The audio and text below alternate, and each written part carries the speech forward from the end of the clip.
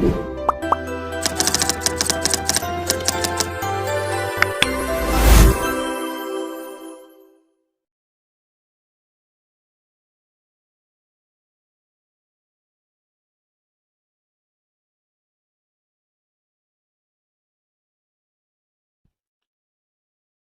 हैं राजस्थान एक ऐसी जगह है जिसके हर कोने में कुछ न कुछ कहीं न कहीं राज दफन है। और आज की कहानी भी राजस्थान के एक किले की है, जिसकी शुरुआत कहाँ से होती है, कहाँ से खत्म होती है, ये किसी को कुछ भी नहीं मालूम।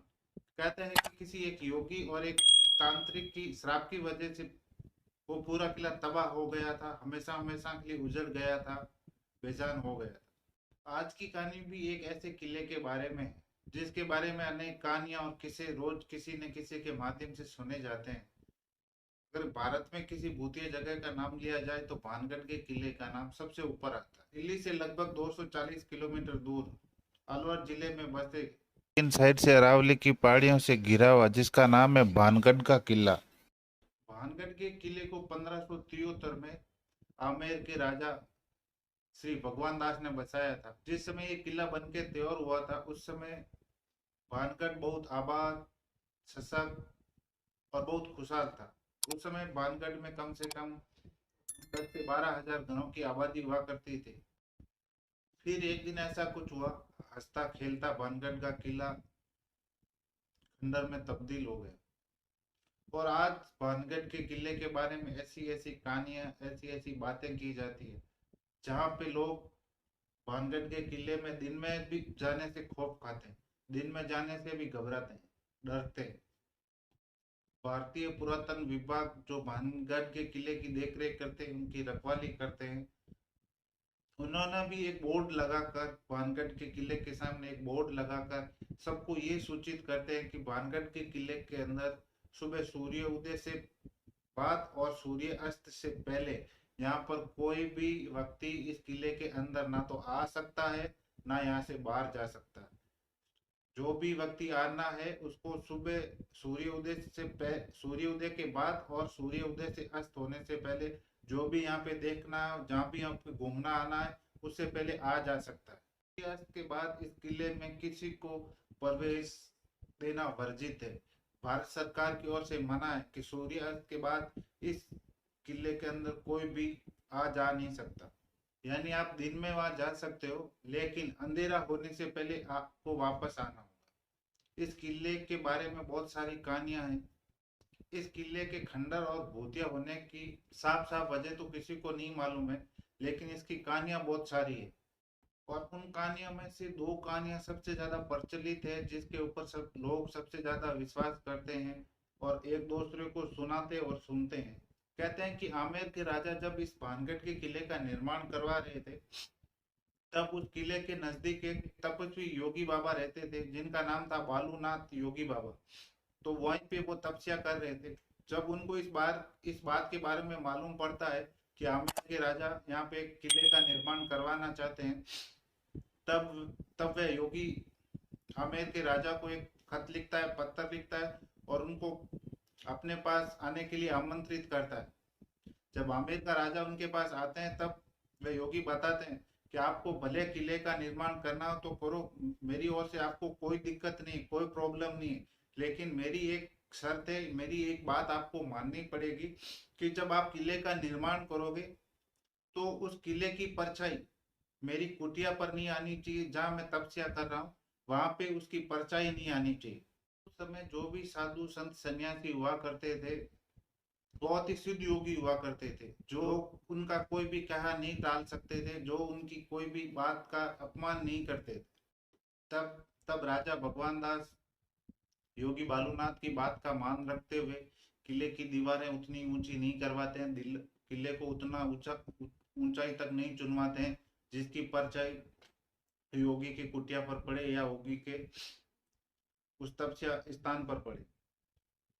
समय बीतता जाता है, लेकिन लोग कहते हैं कि जब तीसरी पीढ़ी ने गद्दी संभाली थी भानगढ़ की, तब वहां के उस समय के राजा उन्होंने योगी बालूनाथ की बात का मान नहीं रखते हुए और उस किले को और ऊपर चुनवा दिया था और ऊंचा बढ़ा दिया था, जिसकी वजह से किले की परछाई योगी बालूनाथ के कुटिया पर पड़ने लगी, उनके तपस्या स्थान पर पड़ने लगी, तब बालू योगीनाथ ने ये चीज देखकर बहुत गुस्से में आ गए, तिलमिला गए और उन्होंने एक श्राप दे दिया। उन्होंने कहा कि भानगढ़ उजड़ जाए, बर्बाद हो जाए, तबाह हो जाए। कहते हैं कि योगी बालूनाथ की इस श्राप की वजह से पूरा भानगढ़ तबाह हो गया था, बर्बाद हो गया था, बेजान हो गया था और भानगढ़ पर मुसीबतों का अंबार टूट चुका था।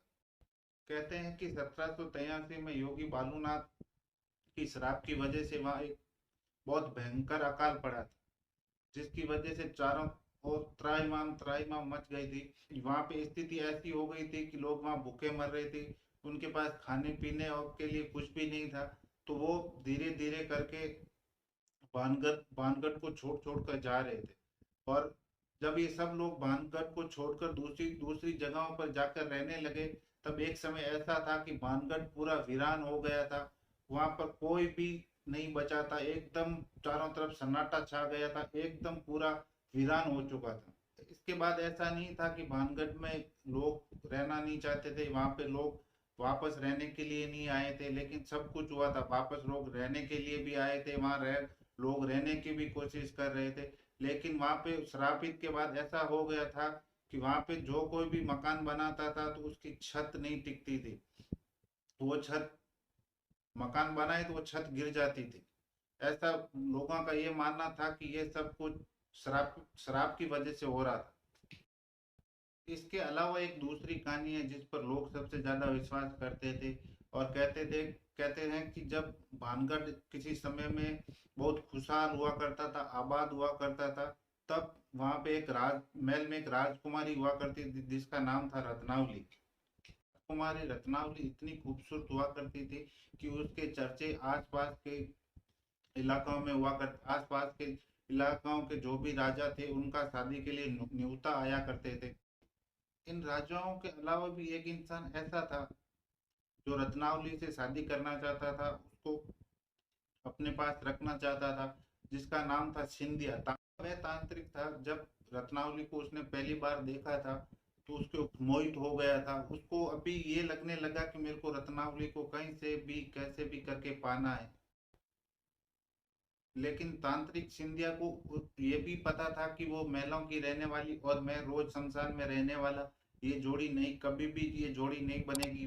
उनके पिता इस चीज के लिए नहीं मानेंगे कि अपनी बेटी का हाथ किसी ऐसे हाथ में दे जो शमशान में रहता हो, एक तांत्रिक हो। वो कभी ऐसा नहीं चाहेंगे। तब वो एक ऐसे मौके की तलाश में था कि उसको कहीं एक ऐसा मौका मिल जाए जिसे अपनी तंत्र विद्या से उसको अपने पास बुला ले। एक समय की बात है जब राजकुमारी रत्नावली की एक दासी उनका कुछ सामान लेने के लिए बाजार में जाती है। जब वह बाजार में तेल की शीशी खरीदती है और जब वो तेल की शीशी लेकर वापस महल की तरफ आती है, तब वह तांत्रिक उसको रोक लेता है और रोक के जो उसके हाथ में जो एक तेल की शीशी होती है उसके ऊपर वो अपनी तंत्र विद्या का प्रयोग करके उसको तांत्रिक बना देता है और मोहित कर लेता है।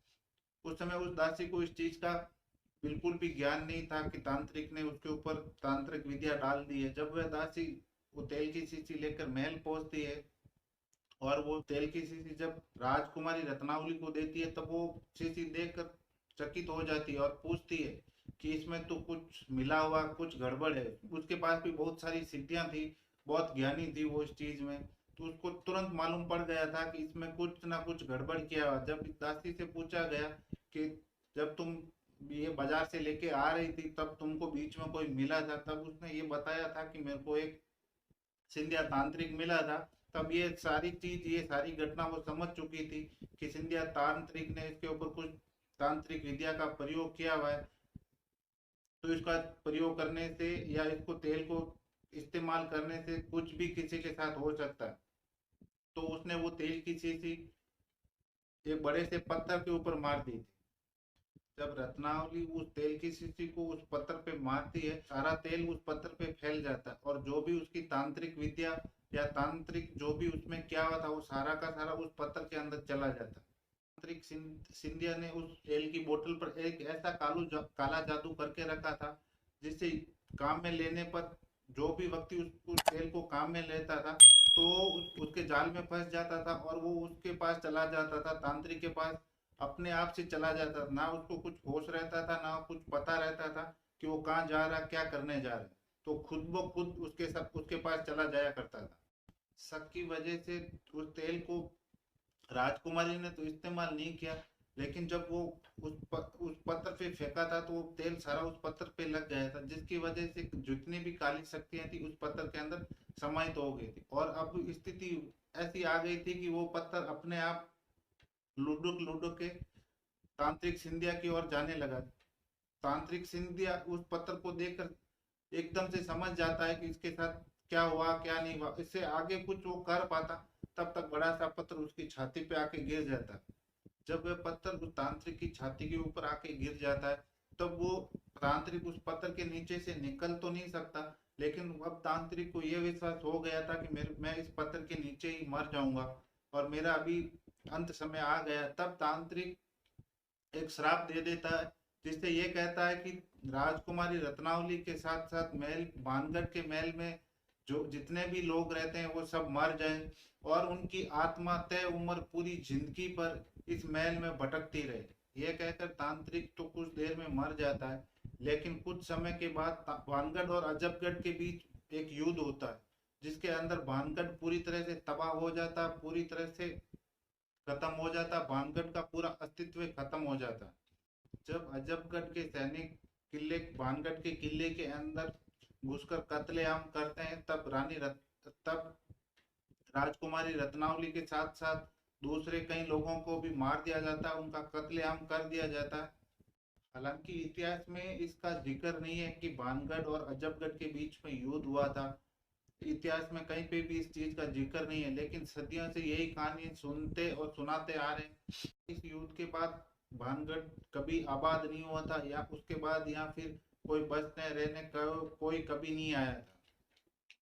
वक्त गुजरने के साथ साथ भानगढ़ का किला और वीरान होता चला गया। भानगढ़ का किला आज की तारीख में भूतों का गढ़ बन गया। युद्ध के दौरान जितने भी मारे गए सैनिक और जितने भी वहां किले में मौजूद लोग थे, आज भी उनकी आत्मा उस किले में भटकती है।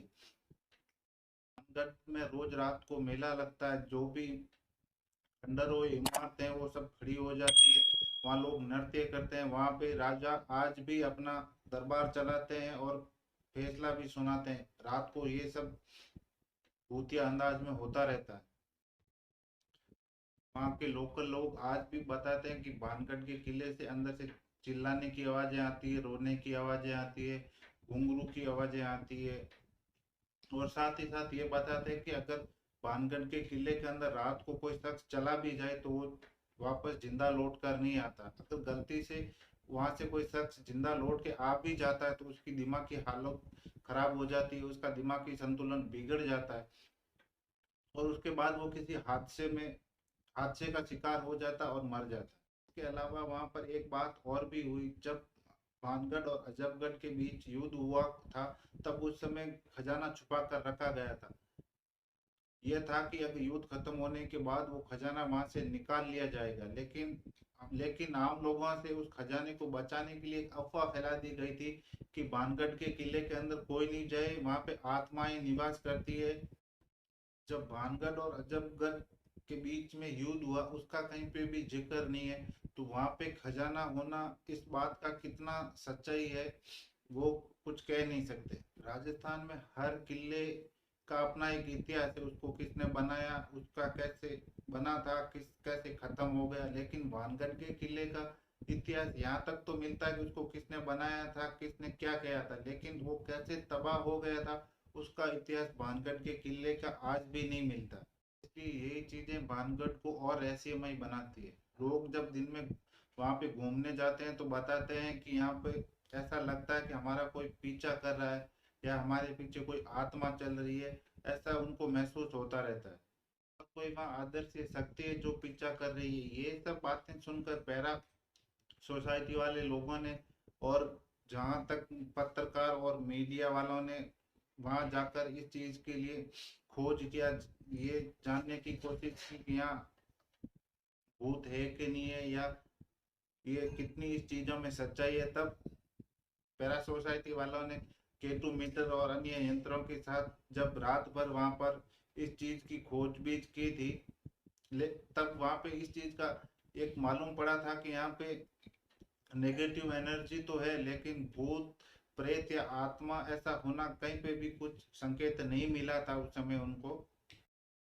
उन लोगों के अनुसार इस चीज का महसूस तभी होता है जब इस बारे में कभी हमने पढ़ा हो, सुना हो, तभी इस चीज का भ्रम या महसूस होता है कि हमारे पीछे कोई आत्मा है या कोई नेगेटिव एनर्जी है, वो हमारा कोई पीछा कर रहा, तभी लगता है। बाकी वैसा उस भानगढ़ के किले में कुछ भी नहीं है, जैसा कि पैरा सोसाइटी वाले लोगों ने या पत्रकारों ने बताया था। आज भी लोग किस्से और कहानियों को सच मानते हैं और मानते हैं कि आज भी भानगढ़ में भूत प्रेत आत्माएं निवास करते हैं, वहां पे भूत प्रेत आत्माएं रहती है। और आज से 300 साल पहले क्या हुआ था, क्या घटना घटित हुई थी कि भानगढ़ का किला जो आज इतना वीरान हो गया, वो किसी को सच्चाई किसी को कुछ भी नहीं मालूम है। जो भी हम कहानियां सुनते हैं और सुनाते हैं वही सब जगह चल रही है, लेकिन हकीकत में उस समय क्या हुआ था उस चीज के बारे में किसी को भी कुछ नहीं मालूम है। आज भी भानगढ़ का किला पूरे भारत में सबसे डरावनी और भूतिया जगहों में से सबसे ऊपर है, सबसे ऊपर गिना जाता है। अगर आप लोगों को भी ये कहानी अच्छी लगी हो तो प्लीज दोस्तों के साथ शेयर करें, वीडियो को लाइक करें, चैनल को सब्सक्राइब